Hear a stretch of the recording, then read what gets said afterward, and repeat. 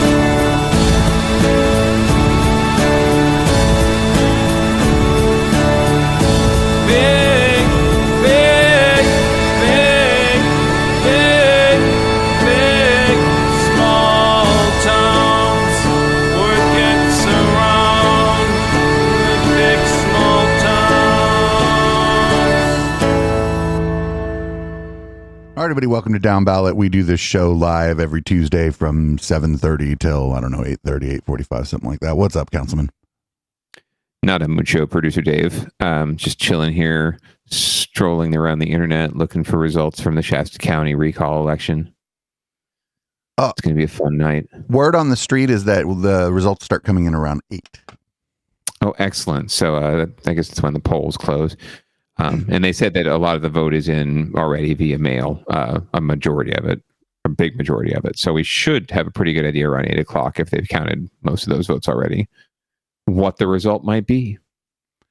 But I'm doing pretty well over here in Never Never Land, aka the South Bay.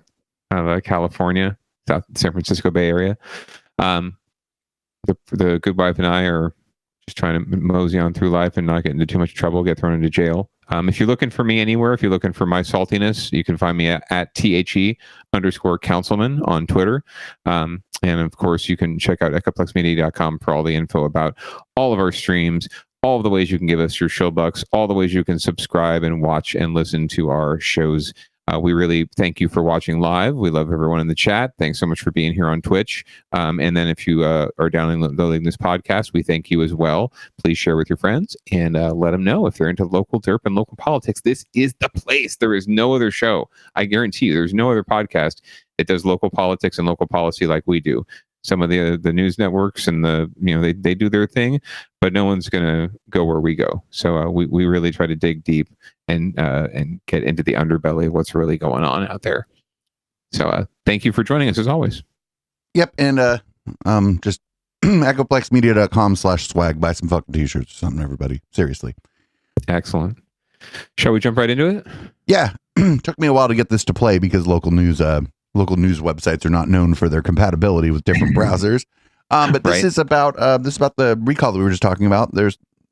This looks like there's some man on the street type interviews about the recall election up in Shasta County. Let it roll. Election for Shasta County Supervisor Leonard Modi is only 2 days away. Action News Now reporter Jordan Henry went to District 2 and spoke to voters on how they are feeling about the election. Some people I spoke to in District 2 tell me they've already came to the Shasta County Clerk and Elections Office to cast their ballots. And now they're just waiting in anticipation for what the results might be. Jill Haskett and her husband live in Leonard Modi's district. They already voted against the recall. We are not big fans of the recall. It's not really, in my opinion, the best use of county funds. And the work Leonard Modi does is really, really good work. He's been a crusader for this county for many, many years. But their neighbor, Harry Garcia, doesn't share their opinion. I feel that Modi does not support the people in this community. He's for special interests. He's just not a nice person. And what I've experienced from him is he has an arrogant attitude. The Hasketts say they're confident Modi will stay in his seat. He needs to just stay there, keep doing what he's doing for us, keep working hard for us, instead of resetting the board. He thinks that he can do whatever he wants, and he gets away with it, and he has. As for Modi, he says he feels good about the election. I feel very positive about that. I think the more people that come out, the better it is for me. I got a picture of him from like the 80s, Sears Portrait Studio. Support me and push back the pivot ahead 33 degrees. extremists who are trying to disrupt our community. For those who live in District 2 and are eligible to vote, the Shasta County Clerk and Elections Office will be open tomorrow and also on Election Day for any last-minute voters. In Reading, Jordan Henry, Action News Now, coverage you can count on. Thank you, Jordan. St. Jude is fighting. Oh, hello. I absolutely have that photo, by the way, of myself, the portrait with the slight pivot and sort of like, no, not this, but, definitely like with the soft focus. I'll send it to you if you promise to share it with everyone. Just share it with everyone. Yes. No matter who I meet. On the internet. Go, this is the councilman. He's my son. It's on the internet. You can probably find it if you search like Peter Allen or on the internet, you'll find it. Oh, you have to block that out on the podcast version, I suppose. I just doxed myself. Anyway, so moving right along, this is going to be a really interesting result, I think. I don't really care for Mr. Modi's no recall signs. They look ugly. It's just like no recall. How hard is that? No recall. Very, very simple. No, like I stand with Modi. Like it's you're mixing messages, right? Because there's going to be plenty of people out there who oppose the recall just because they're opposed to recalls in general, right? And they just don't like the waste and the time, and they don't want people bothering them about this shit. So they're going to vote no because of that. Not necessarily because they love this Modi guy. And it sounds like he's got some problems. He's down with the special interests and he only cares about himself. And he's just a bad guy. He's just a bad guy, a bad person. I love that. That's the best hit piece ever. He's a bad person. Don't vote for him. He's arrogant. Anyway, we'll see what happens in about 20 minutes or so. live here on the air, possibly. So everyone watching live, not only did you learn a little bit about the councilman tonight, you're also going to get to hear some live election results. So probably during recall watch. Probably. So we're going to move on to winners. We're going to move on to winners and losers. The thing about this is there are no winners, and on the off chance that somebody does win, it's just usually not who the fuck you're rooting for. And it has been 2 years since the first COVID case was detected in Santa Clara County. So let's see how the news covers this. I know sometimes it feels like a decade, but it's been exactly 2 years. That's when we learned for the first time that this new highly contagious, deadly virus was in the South Bay. You may not remember that first news conference, but one woman remembers it vividly. Santa Clara County Public Health Officer Dr. Sarah Cody, because she was the one delivering that news. Here's NBC Bay Area's Robert Honda, who was there 2 years ago and today at a news conference marking that grim anniversary. It was hard to tell whether the people here at the Santa Clara County Fairgrounds thought the 2 years had passed quickly or dragged on. One thing for sure, they all said COVID changed their lives. Brian O'Daffer came in for his second vaccination today. He remembers vividly first hearing about COVID and never thought it would lead to vaccine shots. I wasn't terribly worried about it. I was like, okay, virus, it happens on planet Earth with humans, that stuff spreads. But Rosa Bonuelo says hearing about COVID in the South Bay frightened her. I was really concerned because obviously we didn't know anything about it, and all we knew it was that it's spreading really, really fast. Public Health Officer Dr. Sarah Cody became a national figure for her quick response to the virus arriving in San Jose 2 years ago. She saw that single case turn into 275,000 local cases and 2,000 deaths and watched as the COVID virus kept mutating. But Dr. Cody said she is glad today to be able to say the COVID rate has been dropping and is grateful for the vaccines that were developed. We knew so little. We knew so little. And I hope that we communicated effectively and truthfully what we knew and what we didn't know. I feel pretty good about how we have adhered to those values during the pandemic. Despite the advancements in vaccines and testing, people we talked to getting vaccinated or boosted today have mixed feelings about what's coming next. I think it'll be gone in 2 years. To be honest, I feel like this is going to be our new life. Dr. Cody says realistically, in the months and years to come, we will see basically peaks and valleys. We won't know when those peaks will occur or how different they'll be, only that they will come. In San Jose, Robert Honda, NBC Bay Area News. Okay. There you go. I think this will be our life. Your thoughts, producer Dave? She didn't seem very hopeful, did she? No, not really. But I mean, at this point, I mean, not that there's not a reason to hope for other things, right? But in the context of the coronavirus, hoping that things change from this sort of annual flux like we're having now, which is frankly what we have with the flu. Only this thing is a little more virulent than the average flu, and much more contagious. It's something where once we get to the endemic phase, right, we'll just be. We will be living with it because we'll never get to 100% vaccination, no matter how hard we try, and it'll always have a chance to be out there mutating. I wonder if that unhopeful gal would like to host a podcast. She seems like she'd fit in real good around here, right? You got an opening. She's like, no, we're fucked. Right? We're fucked, everybody. Well, if you're out there, young lady, if you want to come on this podcast, we would welcome you. We always welcome new perspectives. So maybe we can have a contest for who join us on Downballot. On the Downballot panel. Well, yeah. So again, all that being said, have some hopefulness. Wear a mask. Get vaxxed. Pants are optional. Yeah, do what you can. Do what you can when you can. So this next story, producer Dave, I haven't watched, I will admit. All I saw was the headline, and I just figured it had to be good for this show. Yeah, it had to go into winners and losers. It looks like a flagpole has sparked a dispute between San Francisco and some homeowner. First of all, there's no one to root for here because if you can actually afford a home in San Francisco, you can go fuck yourself. Especially one with a flagpole. symbol of national pride has been a landmark in a San Francisco neighborhood for decades. No, it's just a flag. The city says it has to move. The city says the flagpole is in the way of street improvements it needs to make. KTV's Rob Ross spoke with the homeowner who is now trying to fight the city over this pole problem. For generations, this flagpole has been standing tall on Kirkham Avenue in San Francisco, not far from Ocean Beach. We like this flagpole. It was part of the reason we bought the home. And homeowner Peter Stearns says his 2-year-old daughter likes it too. She often helps him raise the flag each day. She runs down the street, and sees the flagpole, kind of symbolizes where the house is. There's home, Dada.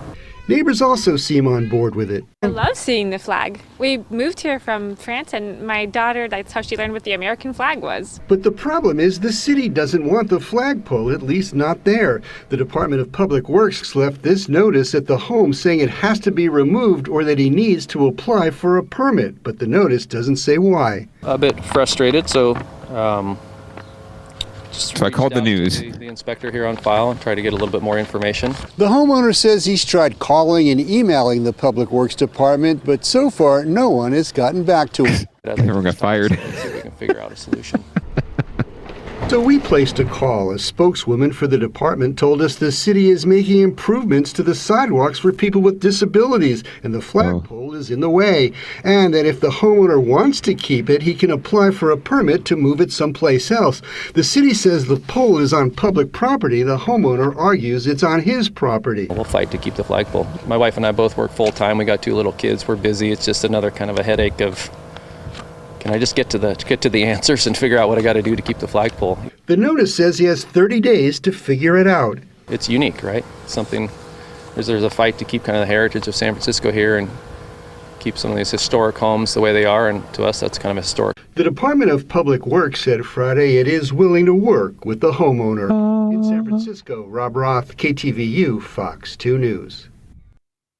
That's stupid. I'll fast forward to the end of this story. Whoever the supervisor is for that district is Eric Marr, whoever, I don't know who it is, but they're going to help this guy or his family move the flagpole to somewhere else on his property, right? And have the city pay for it. But yeah, it is on public property. I'm sorry. It's the sidewalk. It's not your property. But I'm sure they'll figure some solution out. I just love this, no one in Public Works returned my call. No one left at Public Works anyway. They all got fired because of the corruption scandal that we've been covering here on Downballot. Should have been watching Downballot last year. Come on. Right. You'd have to go down there and find someone who's working, to find the clerk or whoever. But yeah, a supervisor is going to see this on the news or an elected official of some level, and they're going to get some shit done for this guy.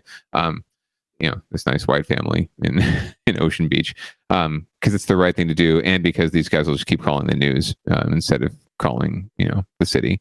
Well, he gave away the game that him and his wife are at work all day, so the city can just come out at 1 in the afternoon and just take the fucking flag down while they're at work, right? They can. I think the notice said pretty much after 30 days or whatever, they can just do that anyway. So, yeah, unless who knows if he's just going to be stubborn and not really try and get something done. But that's what I would recommend to this homeowner. Take it to your supervisor. I don't know who it is.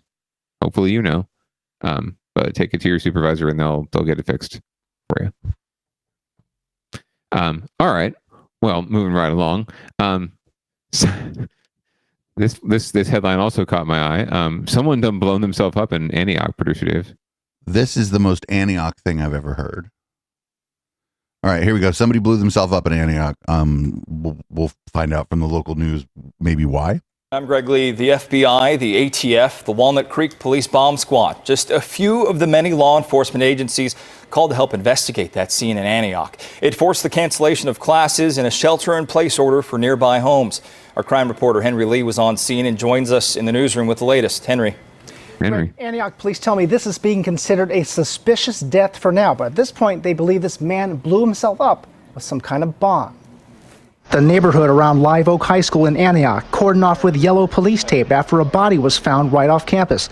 The call came in at about 7:30 Monday morning, about an hour before classes began at the Continuation High School. When officers arrived in the area, a white male adult in his mid-50s appeared to have suffered from severe trauma and was unresponsive. Officer Daryl Saffold of the Antioch Police says the man was pronounced dead at the scene near West 17th and F Streets, but there were wires near his body, and police did not want to take any chances.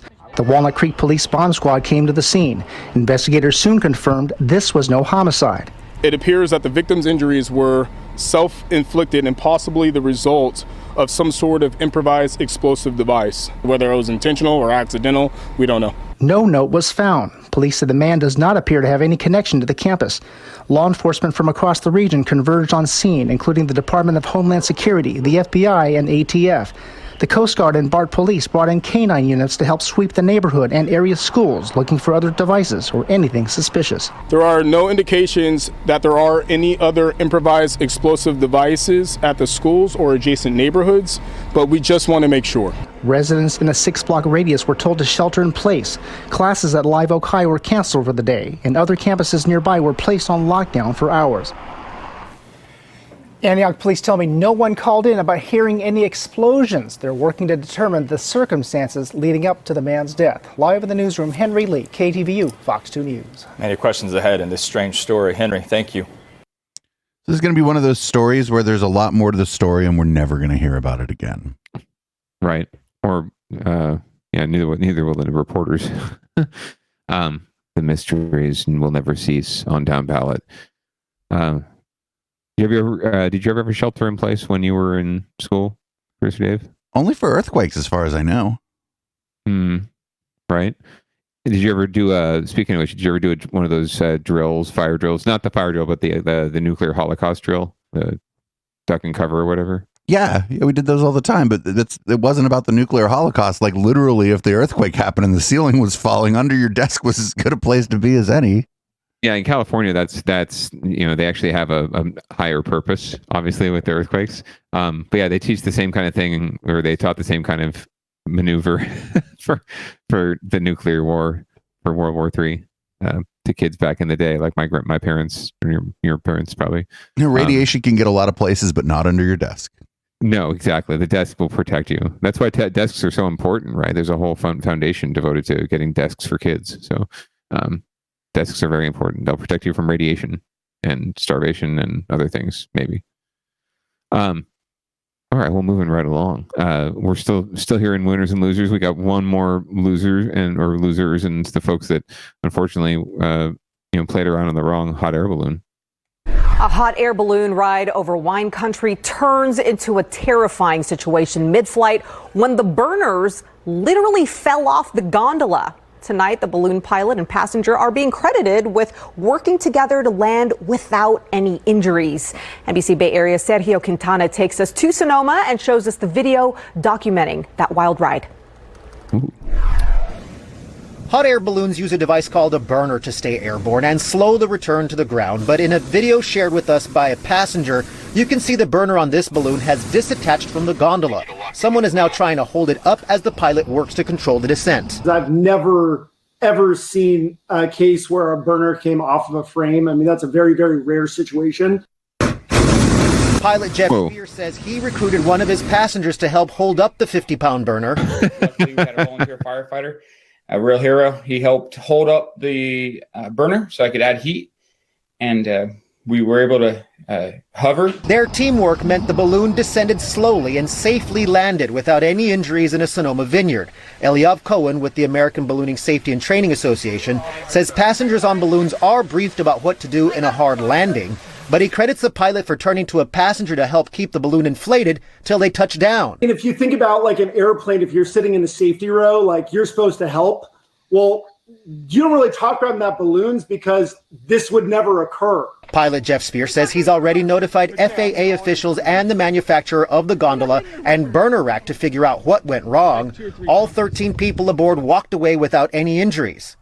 According to the Federal Aviation Administration, hot air ballooning is one of the safest modes of air travel, but that's also because pilots usually only travel in good weather conditions. But sometimes last-minute changes in the weather can catch pilots by surprise. That includes Sonoma pilot Jeff Spear. Back in 2019, he had a hard landing in a marsh near Vallejo when winds shifted. No one was injured there, but a California Highway Patrol helicopter had to airlift all 11 people aboard to safety. In this incident, Spear is being credited with thinking quick under pressure. We train for all this kind of stuff, and it's incredibly rare, but it happens. Sergio Quintana, NBC, Bay Area News. Well, I guess there are some winners in this story after all. Although I was going to crack a joke about just, you have the resources to go hot air ballooning. You got different kinds of problems. I just feel like, I don't know. How the fuck does that shit just fall off?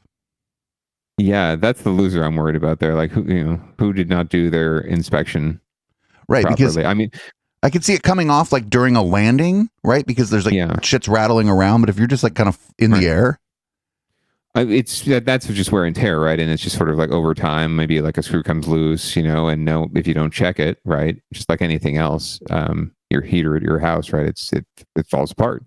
So that's why you have to have things checked out and inspected, even if it doesn't seem like anything's wrong. That's why they check your plane an airplane gets once over every time it lands before it takes off again, right? They're checking everything out. So yeah, I would hope they would do the same thing with hot air balloons, but someone might have forgotten their job or just skipped a couple pages of the manual that day. Or maybe it's just like they said in the thing, maybe it's just one of them fucking freak accident things that like they've never had that shit happen before. And it's like, you know what I'm saying? Like, yeah, for sure. I mean, I definitely would not want to have to be the guy that holds the burners or whatever. Especially with my beard, that would be a little dangerous. But okay, good on that passenger for getting in there and helping them land. So yeah, there are some winners, I suppose. Even if the balloon itself was a loser. The balloon itself does seem to have lost the battle here. But like we said, occasionally there are some winners. Even if it's not the people we would want to win. So rolling right along, our favorite segment, or one of our favorite segments, our segment favorite B, is getting your shit together. And this week, Gavin Newsom has survived a recall, even after his visit to the French Laundry, and now he's going for broke. He's going for it. He's like, fuck y'all, I don't care, come at me. This might be one of Magic Johnson's most controversial Instagram posts. On Sunday, Johnson watched the Rams beat the 49ers from a suite at SoFi Stadium, where he posed for photos with Governor Gavin Newsom, San Francisco Mayor London Breed, and LA Mayor Eric Garcetti. California Republicans and parents against the state's student masking requirement pounced on the post, pointing out that no one was wearing a mask indoors. I was very judicious yesterday, very judicious, and you'll see the photo that I did take where Magic was kind enough, generous enough to ask me for a photograph, and in my left hand's the mask, and I took a photo. The rest of the time I wore it, as we all should. According to the stadium's website, football fans must show their proof of vaccination or a recent negative COVID test. Once they're inside, they have to keep their masks on, unless actively eating or drinking, per LA County's health order. I was trying to be gracious, and I made a mistake. I was trying to be gracious and took the mask off for a brief second. But this photo taken from the Rams fan cam shows a mask hanging off Newsom's ear while he's in his seat watching the game. It's worth noting everyone else sitting alongside him. Yeah, nobody does this in the football stadium. Fagan isn't against adults having fun, but the San Francisco mother of three says it's time to give California kids the choice to take their masks off in school. But for them there to it do is. that and then act like it doesn't matter, the kids have to wear masks all day, and they've had to wear masks 8 hours a day for months and months, is just... She's all, follow me on IG. Absolutely insane. Fagan worries that masks are getting in the way of children's speech and language development. It's gaslighting to say that kids not seeing faces, kids not seeing mouths, kids not being able to make out the phonics that their teachers are pronouncing for them when they're trying to learn to read, that is not having an impact. Citing the state's recent decline in COVID cases, Governor Newsom says he's planning to release his endemic plan in a couple of weeks. We need to maintain that vigilance. I did so with that exception. No word yet if that will include lifting the state's school mask mandate. Please let them lift it before the Super Bowl is all I would say. In the East Bay, Melissa Colorado, NBC Bay Area News. Before the Super Bowl, what does that have to do with anything? What are the kids like? Especially your kids, yeah. Right. Like, what is she talking about? I swear we saw that lady before. Wasn't she one of the people trying to recall the fucking school board? More than likely, probably one of the parents there too. Yeah, no, it's very quick turn, right? From Gavin Newsom not wearing a mask. You should wear masks indoors. You should follow the rules. This is, but this is, we're still spin it, and this is more about our kids. If you're allowed to not wear a mask, then our kids shouldn't have to wear a mask at school. Gavin Newsom. So it's just more spin. I was wondering where the story. It was a story. Obviously, it made some headlines. Just the maskless incident.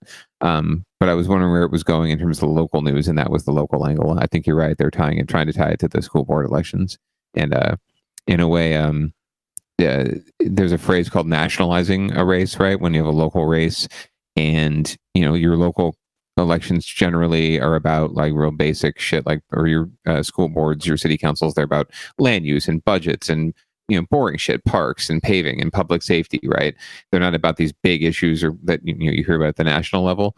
So when there is an issue like that you can tie back to a local race, nationalize it, right? It can draw more attention theoretically to the race than you would get normally because people just don't pay attention to local elections, right? So this is obviously a way to take a bigger issue, a broader issue that's getting national attention and draw attention to the election that's coming up in 2 weeks' time here in San Francisco. So they're trying to get Tucker Carlson up in this business. Probably, if he's not already. So we're going to do a little of what we do best around here. We're going to chase around a couple live feeds, try to figure out what's going on with the Shasta results. This is from 14 minutes ago from Donnie Chamberlain's page. Donnie Chamberlain is a journalist up in Shasta County. There's for people who don't know, there was a recall. We covered it last week. No, we covered it last week. Fuck, I forget.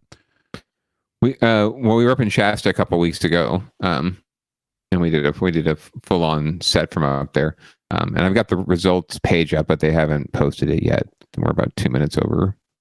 So this is from Donnie Chamberlain's Facebook page. I believe this is the county, county clerk or the county election registrar or whatever. And I'm just going to make a brief statement about the recall election that's going on up there. Is she in a prison?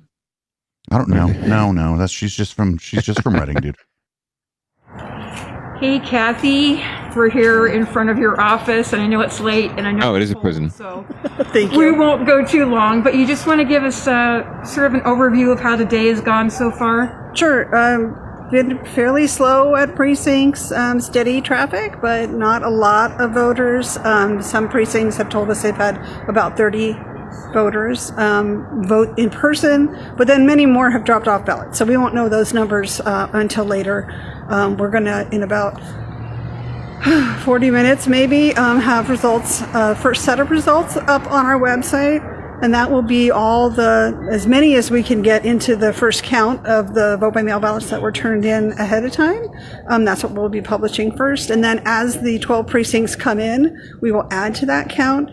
And then when we've got all 12 precincts tabulated, we're done for the night. And then we will go on Thursday, we will do a press release that says how many ballots are left to count. And, obviously everything depends on the spread. Right. And then how many ballots are left to add in to really do a final calculation. Okay, thank you. And so people wanting to know the results, best to wait until after Thursday or later, depending on the spread, right? Yeah, I mean, obviously, I'm sure people will look tonight, and we encourage them to, right? We will. But it's conceivable that it could be sometime before we have a final result.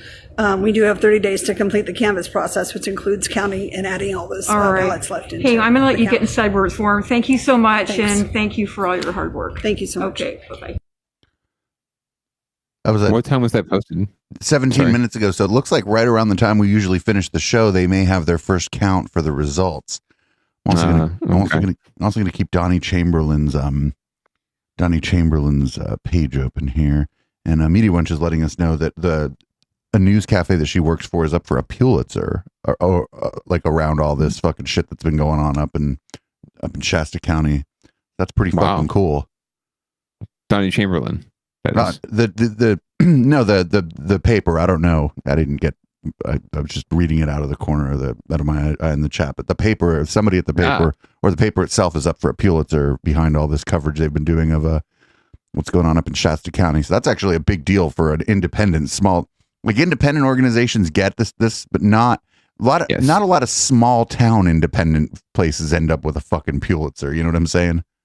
Not generally speaking, no. So good on them. But there's definitely been a lot to cover, and they've done it admirably well. And we've had plenty of content for this show and for other shows on this network. So thank you so very much. We love it. So the only problem with that is that we're not up for a Pulitzer. We're getting our YouTube channel taken down because we cover stuff that's spread. Because we expose people who traffic in misinformation. Therefore, we traffic in misinformation, and our channel gets taken down. That makes so much sense. Especially after the thing we watched late last night, where it was just people screaming about ivermectin right there on YouTube. It was like, all right, dude, whatever, right. Fuck you. It's obviously just the bot machine, right? The algorithm machine. Yeah. No one's actually sitting there watching the show and being a discerning audience member and saying, oh, these guys are obviously fucking making fun out of these people and trying to belittle them and to re-inform people or better inform people. Oh, okay, we'll let them go. We need to go after the people that look at the ones that they're exposing. Oh, we haven't seen that person before. Who's this Dan Badandi? We need to look into this guy. So you would hope that would be the case, but that's obviously not the case. They're just looking for certain words and algorithms and copyright infringements and trying to take you down. Yeah, for sure. So we're going to move on to the rest of Recall and Down Ballot Watch. Because wouldn't you know it, there's a recall going on in San Francisco too. They keep coming for Chesa Boudin. Chesa Boudin. Chesa Boudin is a progressive prosecutor who won his election, and the police and the mayor, everybody ain't happy with him. And if the police and the mayor don't like the prosecutor's office, I'm inclined to like the prosecutor's office, because that usually means the prosecutor's office might be inclined to prosecute the fucking police. The enemy of my enemy is my frenemy. So let's see what's going on let's see what the latest accusation. Yeah, the latest accusation against Chesa Boudin in his office is. New accusations tonight against the San Francisco DA's office. Prosecutors being accused of withholding evidence in hopes of convicting a San Francisco police officer of excessive force. Now, our investigative unit has learned that a member of the DA's office testified today that she was ordered by her own coworkers, attorneys inside the DA's office, to actually withhold evidence, and said she believed she would have been fired had she refused. This all is in connection with an SFPD police officer accused of unnecessarily beating a man with his baton more than 2 years ago. Today, a DA's office investigator told a judge she never disclosed the fact that she interviewed a witness who said just before the officer pulled out his baton, the man in question was seen beating his girlfriend. The officer argued that his use of force was justified and filed a motion to dismiss the charges based on that alleged misconduct of the DA's office. The judge has yet to rule on whether to throw out this case. Now, District Attorney Chesa Boudin and his office did not respond to our request for any comment. Yeah, it's called an open investigation. They're being smart, not responding to you. So I don't know like what phase this was or whatever, but they could have, it could have been that any number of things could have been going on. One, the victim could have been away from the perpetrator, and therefore the cop whooping the guy's ass was just the cop whooping the guy's ass, whereas he needed to go to court, right? Mm-hmm. Mm-hmm. We'll notice that the cop didn't dispute the use of force itself, right? Like the cop, sorry, I don't know if it was a he or she, but the cop admitted to using the force, right? They were just arguing that it wasn't excessive force because of the circumstances. But they did admit to doing whatever they did in terms of beating on the guy. So, well, it's strangely enough, I mean, it's domestic violence is bad. It's got worse under COVID. But strangely enough, the punishment for that isn't summarily and without trial having a cop beat you with a fucking baton. Correct. I mean, sometimes on the TV shows, it's appropriate for dramatic purposes, right? But in the real life, that should not happen, obviously. But we all know it does. But I don't know if it's always so gregarious as, or actually, I don't know if it's really ever as gregarious as, oh, you're, that guy beating on his wife, and I gave him a taste of his own medicine. I don't know that that's really the majority of these situations. Usually, it's just some cop going completely out of line and using their power to beat on someone who didn't deserve it. Yeah, that's some TV cop show shit. That's not. Yes. I don't think that's. And Magnum PI or whatever. I mean, maybe they didn't find the witness credible. Maybe it's irrelevant. Like it was the guy charged with domestic abuse? Like, if he was charged with domestic abuse, well, yeah, that's already on the, you know what I'm saying? That's already a fact or like that's already part of the thing. If the guy was being charged with domestic abuse, it's like, I don't know. Yeah, I mean, and was it live happening at this? Like, was he? I guess they're saying the domestic abuse was happening right in front of the cop, and the cop got in the middle and tried to separate, and then ended up beating on the guy because of that, right? Or was it just sort of the guy was violent and had a history of violence, and the call was about violence, and so violence begets violence, and we're allowed to use violence. Yeah, I don't know. De-escalating. This is as opposed to de-escalating the situation and trying to use, non-violence. But beggars can't be choosers. We'll see what happens.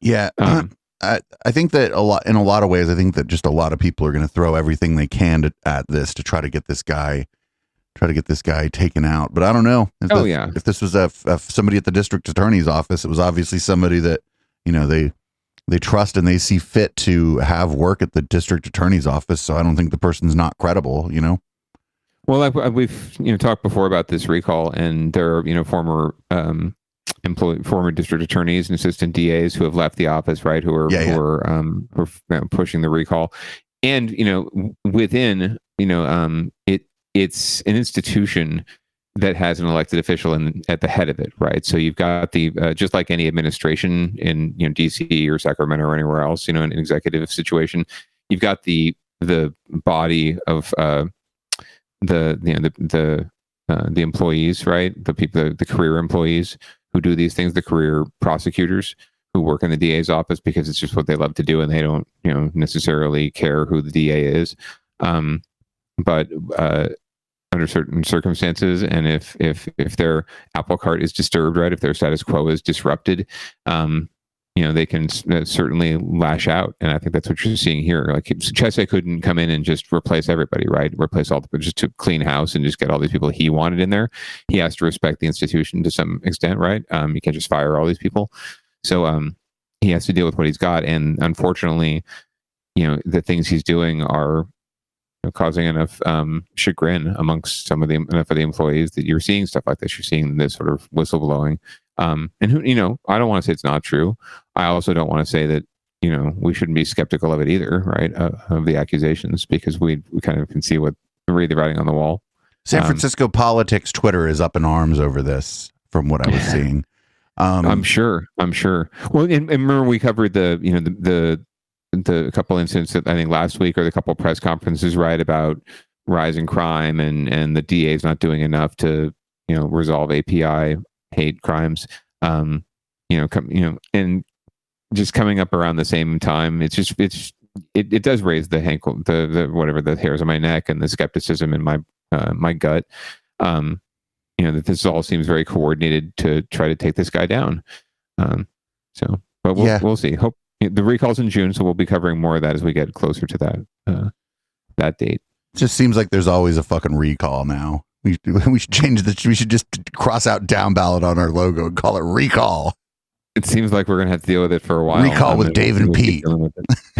and so I mean, as you're aware, and as we'll cover in ballot box bingo later this spring, the June election is going to see an election in Santa Clara County between Jeff Rosen, the incumbent, more status quo, palatable, moderate Democrat, DA, running against or being challenged by Sajid Khan, a young progressive public defender who's coming at this from almost an identical space as Chesed did in San Francisco, and is polling very well, raised a good chunk of money, and is going to put up a formidable race to Rosen. that could be decided in June or in a November runoff. So we might see the same. We could see the same scenario develop here, and I think you can imagine, Producer Dave. I mean, in our lovely little pastoral neck of the woods in Santa Clara County, the kind of response a Chesapeake would get his DA here from like the Almaden Biddy, housewives who complain about the wild boars tearing up their front yard. Oh God, the fucking Willow Glen people. It's going to be the fucking Willow and the people in the Rose Garden. Yes, our friends and neighbors. We love them so. Betwixt you and me, Producer Dave, is the Rose Garden. Yeah, I know. It's a nice area. I just wish the people there were, nice. Yeah, right. It's beautiful. And I'm sure there's a lot of great people that live there. I don't mean to besmirch the whole community like that. Actually, fuck that. I mean to besmirch the whole community. Gay Dave besmirching your community on recall. Speaking of getting besmirched, odd story. The Rose Garden neighborhood, a big chunk of it, almost all of it, got carved into the same assembly district during the last redistricting as the East Side. So the folks in East San Jose and the folks in the Rose Garden now have the same assembly member to complain to. He's a good guy, so hopefully he'll be able to represent them all. But I thought that was pretty funny. That sounds like an interesting job. But in that case, maybe the people in the Rose Garden get to shut the fuck up, because there's just not going to be as many of them as people from the East Side. And if he's going to properly represent his district, he's going to have to take, a little more seriously the concerns of the larger community, the community with more population. For sure. You would think so. And they also have more need too, by the way. No matter how loud the Rose Garden is and how much money is sitting beneath the houses, there's definitely more need in the East Side. So, all right. Well, we'll keep our eye obviously on that election coming up in June. It's coming up in the regular election in June. So at least I don't think they're spending any inordinate amount of extra money that they wouldn't have to anyway with that recall. So at least there's that.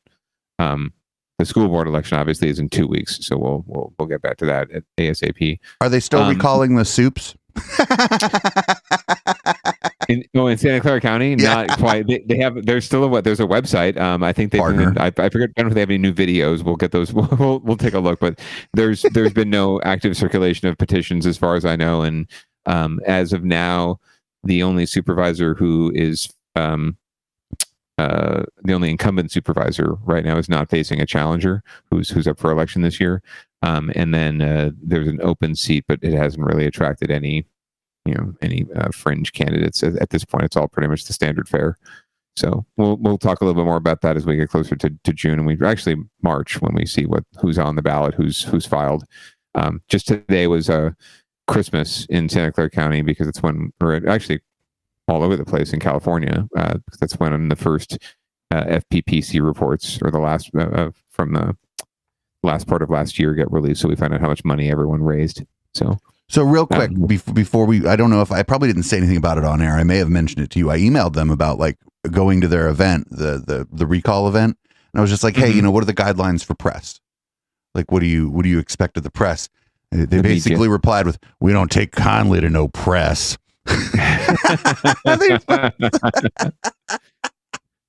We got a little pen in the back. You can come and stand in the pen and get pelted with tomatoes and onions. Is that cool? So I just didn't go. But then probably safer that way. I saw the guidelines said no photography and shit. So what they and I think what they wanted, I think the reason they wanted no photography is they didn't want everybody to see the empty ass room. That's probably a lot of it. Yeah. The best thing about it was they were showing people where to park, and they completely ignored the fact that a 2-minute walk from where it was a light rail station. They're showing people all these places to park, and it's like, yo, what the fuck? Even if you don't think anybody's going to take the train, you could point it out. Right. Well, they obviously don't want photography too, because of they're seeing all these folks getting prosecuted in the January 6th prosecutions, right? And just from getting photographed, one photograph here, one video snippet here, you get facial rec going, and you're going to jail. So I think they're all just trying to be really safe and protect their identities as well. So good on them for being smarts. Yeah, the last thing I saw from them was some shit about nanothermite in the vaccine. And I was like, well, these people have I don't know if they lost the thread, because you would have had to have had the thread, but it was clearly just your garden variety anti-vaccine conspiracy group that was doing this. Yeah, I think they've figured out that it actually takes a lot of money and butt, sweat, and tears to make it work, to make a recall happen. And you have to go out and get signatures and, actually get signatures from registered voters who actually live in the county, and, don't get Daffy Duck signing your petition.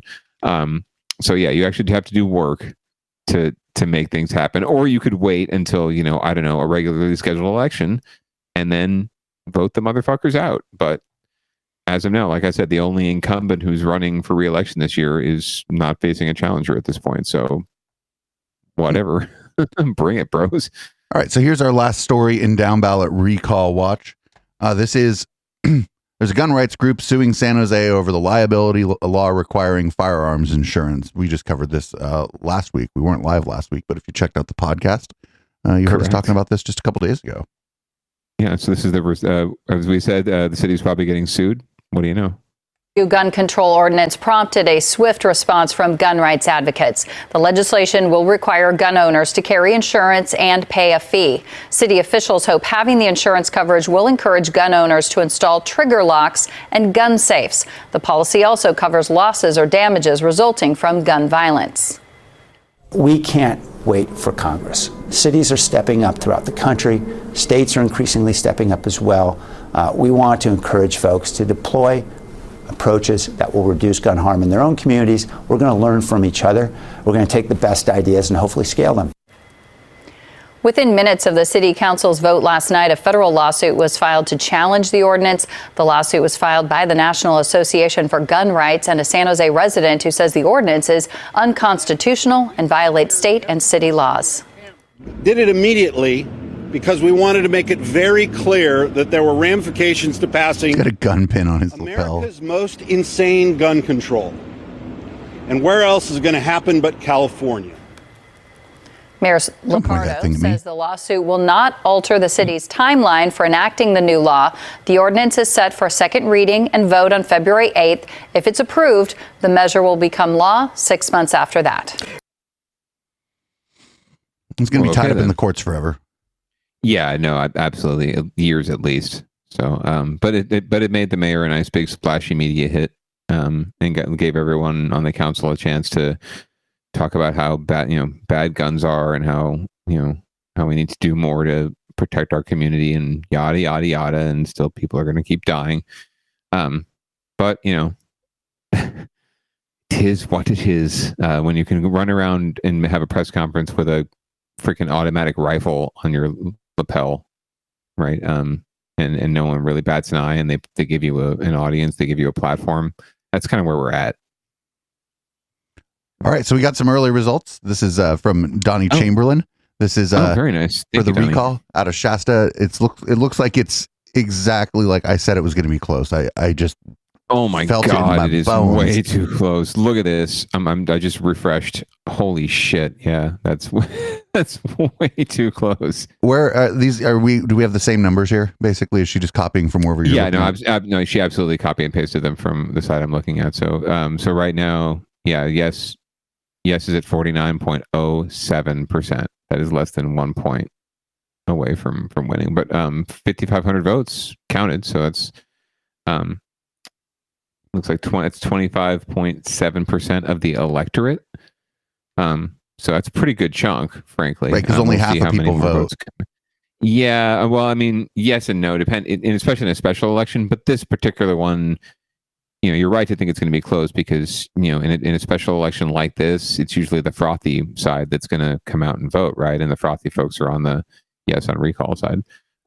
So we're also seeing, and that's actually a good indication of the frothiness too, is that, only that 2,800 people, only 2,700 people have voted yes, but 3,600 people voted for a successor. So even the folks who voted no, some of them were thinking, well, might go the other way.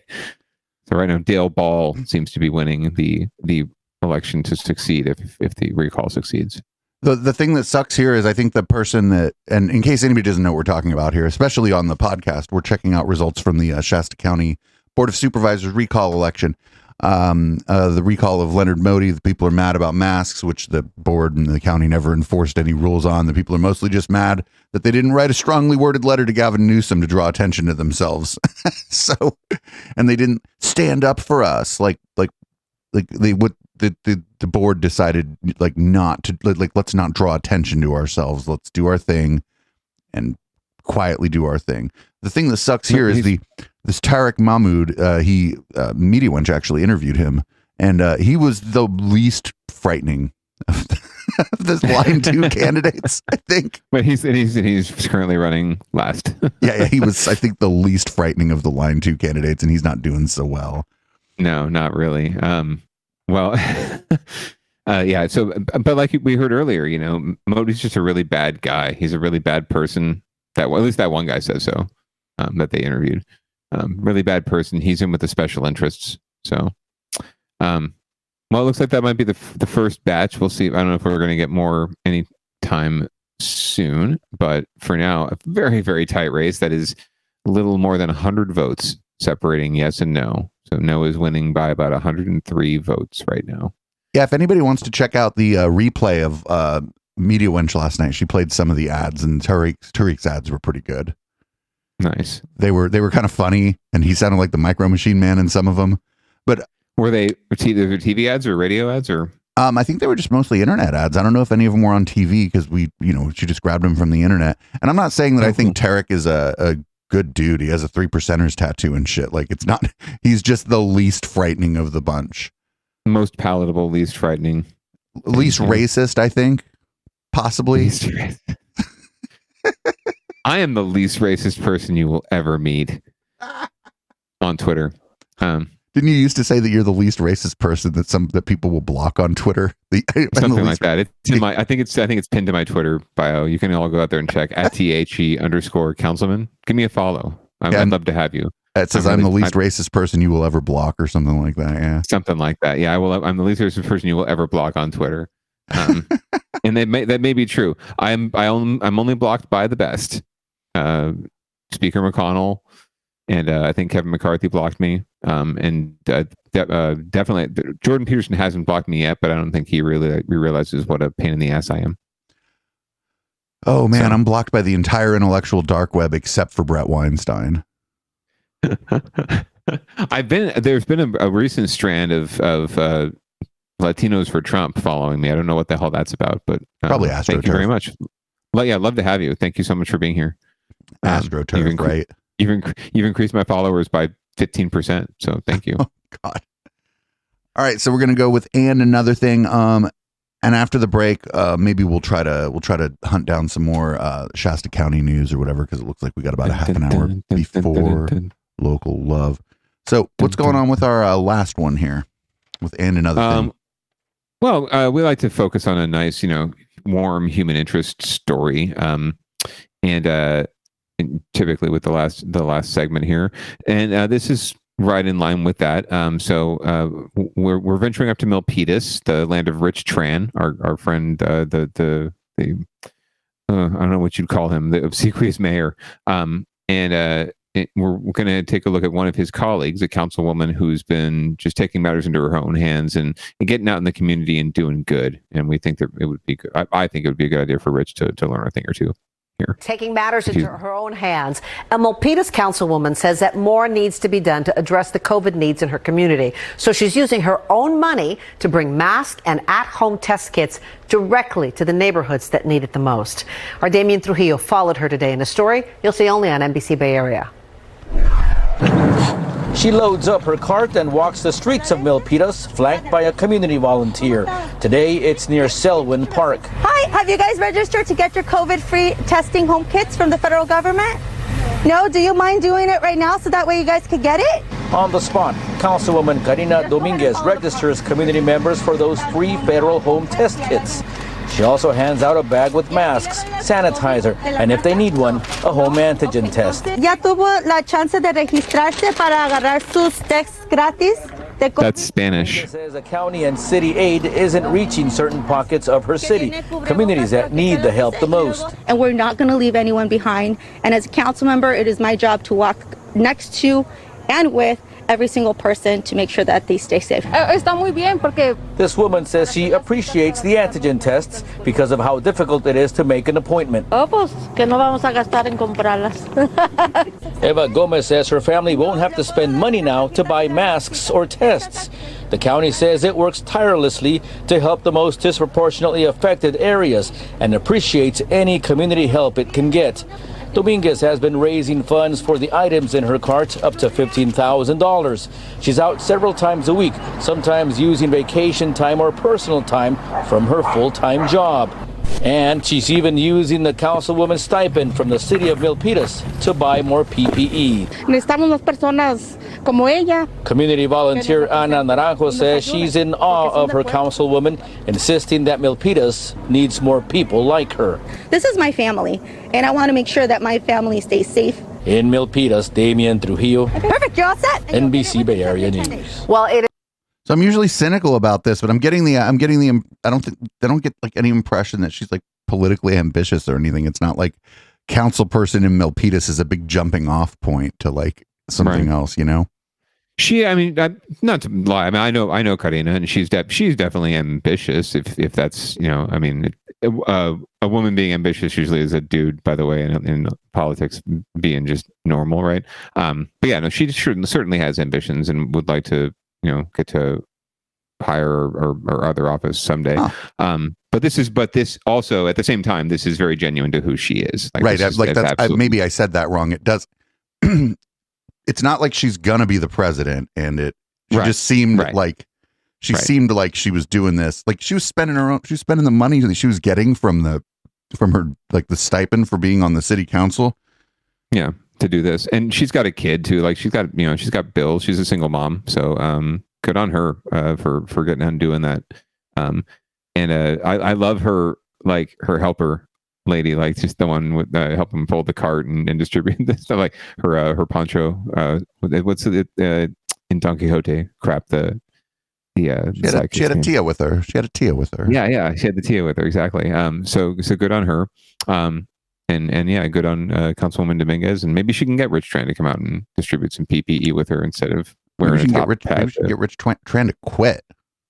Yeah, apparently he's not running for mayor again this year. He's stepping aside. I don't know if that means he's running for city council or just, you know, going back to that way. But there will be a new mayor in Milpitas next year, so we'll see who that is. Well, maybe Karina will decide to run. I don't know. I don't believe she's made a decision yet. I hope she does. So. Yeah, we'll see. We shall see. She's one of the better ones up there. Milpitas it's slim pickings, let me tell you. So anyway, well, thank you all for joining us once again for Down Ballot. And please stay tuned for Local Love, where producer Dave and a cadre of our friends are going to get into the local music scene, play you some tunes that you probably have never heard or you will never hear unless you're listening to this network. I literally have tunes that you can only hear on this network. Yeah, I think that's the majority of the tunes that we play. So, including our lead in as well as our typical lead out or outro song. So yeah, once again, join us every Tuesday night right here live 7:30 p.m. For the local shows, and make sure you download us on all of the podcatchers and share us with your friends and tell them all to join. And and maybe if you listen in next week, I'll continue to dox myself. I see Chip DeVille up in the chat. Chip's my co-host for Local Love. We're running a little early on time this evening, so we may get Local Love started just a touch early. We'll definitely play some of that unreleased Ruffies album that no one has but us and the members of the band. Nice. You can make sure you're following Down Ballot on your podcatcher of choice, and make sure you're following us on Twitch, twitch.tv/Echoplex Media. And we'll see everybody next week, or we'll just be right back for people that are watching live. Or right back is a relative thing. I need to pour a drink and go to the bathroom and shit. Turn the lights red. Thanks for joining me tonight, Councilman. Peace out, everybody. Thanks, Dave.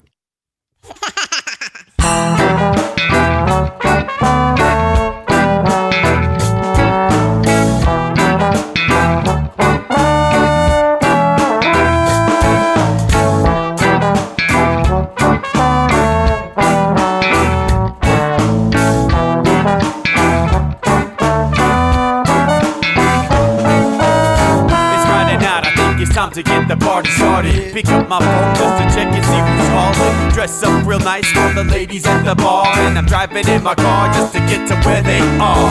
Here at the local scene is where I plant my feet. It's where I smoke my cigarette and I hold my drink. I look at all my friends, they're all blazing greens. Here at the front of the stage, waiting for MTV. Where are those guys who's standing next to me with a pipe in his hand, ready to blaze for me? About 5 minutes later, we're all singing Queen. Let's get the fuck up on stage, man, rock the scene.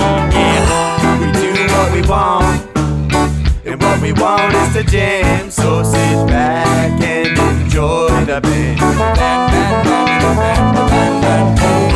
We do what we want to do, and what we want is to jam. So sit back and enjoy the band. Enjoy that band. I turn and head back to the bar for a refill, man, because you know where we are. We're headed out to the car to smoke another one and another one. Now just when the magic starts kicking in, I hear relapse playing, you know it's time to head in. Alright everybody, now it's time to grab a new drink. Spark it if you got it and then pass it to me. Yeah, we do what we want, and what we want is to jam. So sit back and enjoy the band. We do what we want to do, and what we want is to jam. So sit back and enjoy the band. Enjoy that band. Last up on the bill for the show tonight is Down and Dirty at 5, so we're headed outside to spark up another joint. Now who's got my lighter? Stoner E, of course, shouldn't you be inside? I'm all up in this bitch, being who I gotta be. I'm fucked up like the U.S. economy. The truth is that I don't think logically. Stoner E take you on a psychedelic odyssey. Now inside motherfuckers is rocking me, and outside shit we smoke a lot of broccoli. Rocky the roller, yo, that sexy girl be jocking me. Ain't too drunk to fuck, but I'll probably do it sloppily. We do what we want to do, and what we want is to jam. So sit back and enjoy the band. Enjoy the band, enjoy the band. We do what we want to do, and what we want is to jam. So sit back and enjoy the band. Molly say that he like jamming, and he hope he like jamming too. Well, I gotta say, thank you, Bob, we do. Yes, I gotta say, thank you, Bob, we do. Well, Bob Marley said that he like jamming, and he hope we like jamming too. Well, I gotta say, thank you, Bob, we do. Yes, I gotta say, thank you, Bob, we do. Yeah, we do what we want, and what we want is to jam. So sit back and enjoy the band. We do what we want, and what we want to do, what we want is to jam. So sit